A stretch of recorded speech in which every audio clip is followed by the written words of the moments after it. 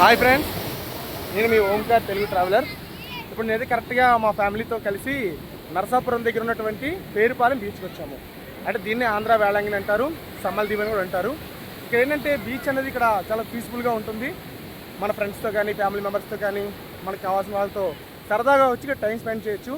ఎంత విశాలంగా ఉంటుందంటే ఇంచుమించు చాలా లాంగ్ వరకు కూడా చాలా ఫ్రీగా ఉంటుంది. అంటే మొత్తం చివరి వరకు కూడా మన ఇష్టం, ఏ ప్లేస్ కావాలంటే ఆ ప్లేస్లో మనం చక్కగా ఉంటూ బీచ్ని ఎంజాయ్ చేయొచ్చు. అలాగే బీచ్ వ్యూ అయితే ఇలా ఉంటుంది, చూడండి ఒకసారి.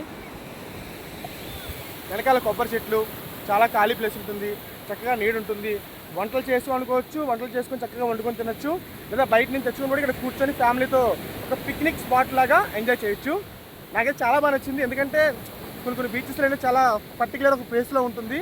అక్కడ ఏంటంటే చాలామంది రద్దీగా ఉండడం వల్ల కొంచెం లేడీస్ కానీ వీళ్ళు కానీ అక్కడ ఎంజాయ్ చేయాలంటే కొంచెం వేరే వాళ్ళకి ఇబ్బంది కలగచ్చు.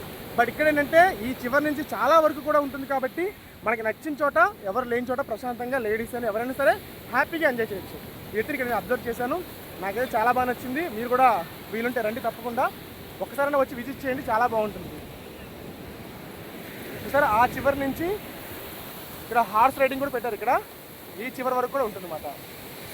ఇదంతా కూడా మనకి నరసాపురం నుంచి ఒక 14 కిలోమీటర్ దూరంలో ఉన్నటువంటి పేరుపాలెం బీచ్.